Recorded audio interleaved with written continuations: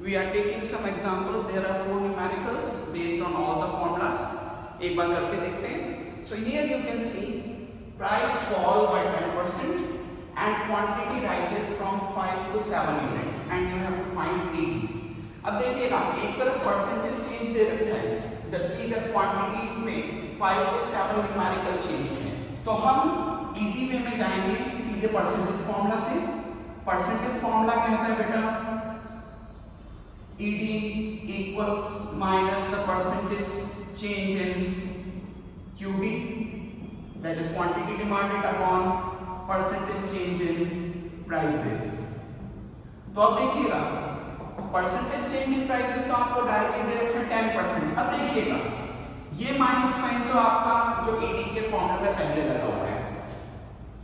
Lastly 10% fall हुआ है. Percentage change में जो चेंज आया है वो क्या हुआ है? परसेंटेज चेंज में फॉल हुआ है. तो फॉल के लिए हम लगाएंगे माइनस. एक चीज और, ये चीज मैं आपको वहां पे बताना भूल गया था कि एक तो वो माइनस साइन क्या करता है कि आपके प्राइस और क्वांटिटी के इनवर्स रिलेशन को फॉलो अप करता है. दूसरा एक चीज मैं आपको और बताना उस समय भूल गया था कि जब आपका ये क्वेश्चन चलेगा तो दोनों तरफ में से एक क्वांटिटी जरूर फॉल करेगी और अल्टीमेटली अब आप देखिएगा इस माइनस से माइनस साइन कैंसिल हो जाएगा और अल्टीमेटली लास्ट आंसर ED का पॉजिटिव आएगा. ये देखिएगा हर बार होगा. तो यहाँ ये माइनस साइन क्वेश्चन वाला और ये माइनस साइन क्यों लगाया? क्योंकि प्राइस फॉल हुई है. अब देखिएगा क्वांटिटी में जो चेंज आया है वो न्यूमेरिकल चेंज दे रखा है 5 to 7. मैंने आपको न्यूमेरिकल को परसेंटेज चेंज में कन्वर्ट करने का फॉर्मूला बता रखा है बेटा. क्या करते हैं? Change upon older value into 100. Change upon older value into 100 से अपन परसेंटेज चेंज में निकाल सकते हैं. ये ओल्ड वैल्यू, ये न्यू वैल्यू. तो देखिएगा चेंज कितने का आया? 7 - 5 2 यूनिट्स का अपॉन ओल्डर वैल्यू. दोनों में से पहले कौन सी यूनिट चल रही थी? 5 into 100. तो ऊपर जो हमारा परसेंटेज चेंज इन क्वांटिटी है वो इस तरीके से निकलेगा 2/5 into 100. इसको हम सॉर्ट आउट करते हैं बेटा 40% वैल्यू आती है. यानी हमने न्यूमेरिकल चेंज को किस में कन्वर्ट कर दिया? परसेंटेज चेंज में कर दिया. क्योंकि राइज हुआ है तो ये पॉजिटिव करेगा. तो देखिएगा ये 40 हमने रखा, माइनस से माइनस साइन कैंसिल हो गया. 40/10 ED की वैल्यू आती है 4. ED की वैल्यू आई 4 और देखिएगा आंसर पॉजिटिव आ रहा है. माइनस से माइनस बैलेंस होकर आंसर 4 आएगा. ओके, ये वाला क्वेश्चन देखते हैं. ED आपको निकालना है. Price rise by 10%, quantity fall by 20%. अब देखिएगा सीधा परसेंटेज फॉर्मूला लगाया. ED equal minus percentage change in quantity demanded by percentage change in prices. Okay, so ये लगाया हमने माइनस का साइन. Quantity demanded. अब देखिएगा डायरेक्टली दोनों में परसेंटेज चेंज दे रखा है. बस हमें ध्यान रखना पड़ेगा कि कहाँ पॉजिटिव चेंज है कहाँ नेगेटिव चेंज है. तो प्राइस राइज हुई है इसलिए जो चेंज आएगा परसेंटेज वे में पॉजिटिव चेंज होगा. जबकि क्वांटिटी फॉल हुई है तो माइनस का साइन यहाँ लगेगा. अगेन दोनों में से एक चेंज नेगेटिव आ रहा है तो माइनस से माइनस बैलेंस हो गया. या सीधी बात न्यूमेरिकली अगर आप मैथमेटिकली फॉलो करें तो minus into minus last answer किसमें आ रहा है बेटा? पॉजिटिव. 20/10 आंसर आया 2. इधर का ED आ रहा था 4, इधर का ED आ रहा है 2. ये दोनों बेटा परसेंटेज फॉर्मूला पे थे. अब जो क्वेश्चन आ रहे हैं बेटा that is on proportional formula. देखिएगा कैसे इनको डील किया जा रहा है. सो सी जो क्वेश्चन की लैंग्वेज है उसको एक्सट्रैक्ट फॉर्म में मैंने यहाँ लिखा है. A customer buys 10 pen at ₹8 and price is ₹15 per 10. 6 pens were bought. तो सबसे पहले इसमें 2 बार तो पेन की क्वांटिटी दे रखी है और 2 बार प्राइसेस दे रखी है. प्राइसेस कैसे पहचाने बेटा? रुपीस में. तो ये वाली प्राइस हो गई ओल्डर प्राइस जिसको हम लिखेंगे P. ये वाली प्राइस हो गई न्यू प्राइस जिसको हम लिखेंगे P1. ओल्डर प्राइस की जो क्वांटिटी मांगी जा रही है वो होगी older quantity that is Q और न्यू प्राइस की जो क्वांटिटी मांगी जा रही है वो होगी new quantity that is Q1. तो एक बार लिख लेते हैं.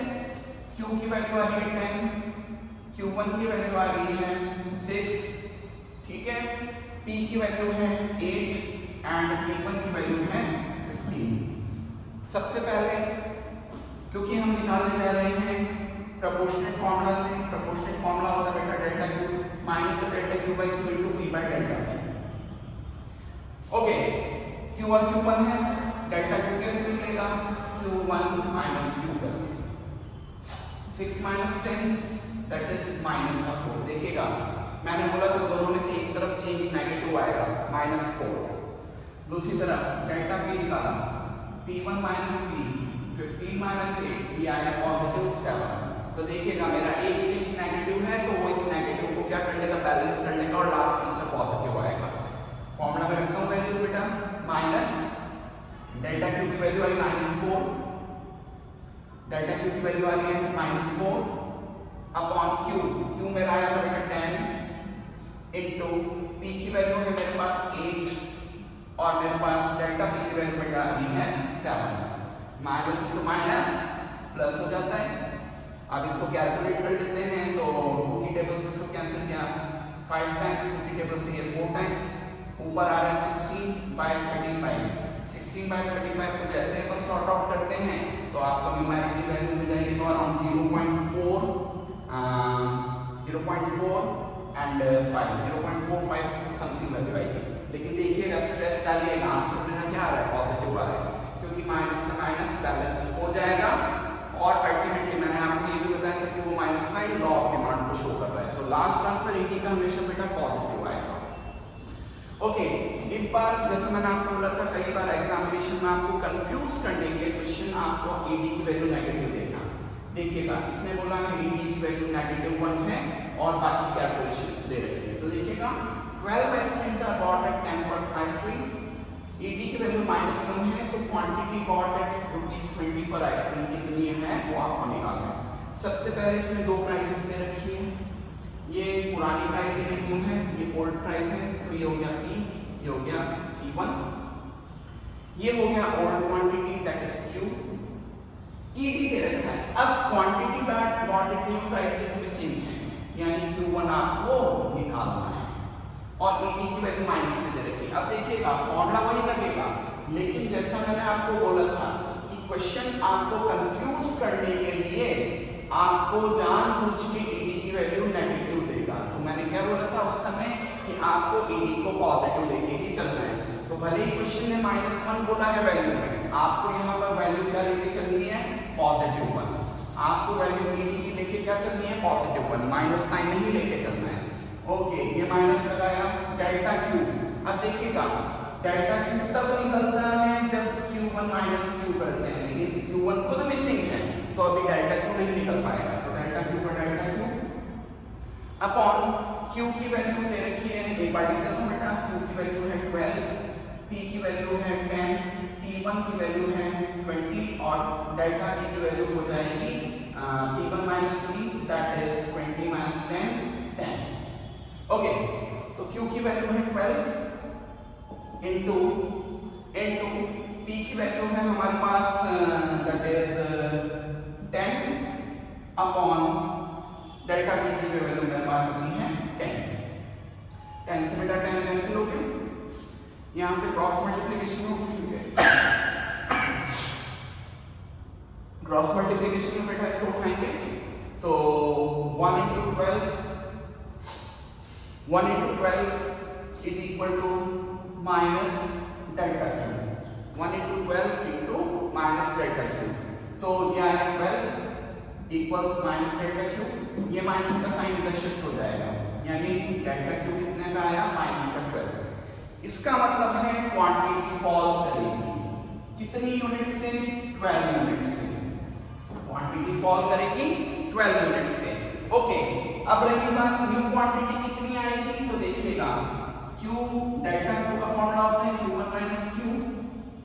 आप देख लीजिए डेल्टा Q का वैल्यू कितना आया, -12 इक्वल्स Q1 अपने को निकालना है और Q हमारे पास ऑलरेडी 12 था, ट्रांसपोजिशन किया -12 + 12 इक्वल्स Q1, आंसर आता है 0। न्यू क्वांटिटी मांगी जाएगी 0 यूनिट। सो यहाँ बेटा हमने 4 न्यूमेरिकल्स किए हैं, होप ये आपको समझ आएंगे। प्लीज देखिएगा, and if any question persist you can talk to me any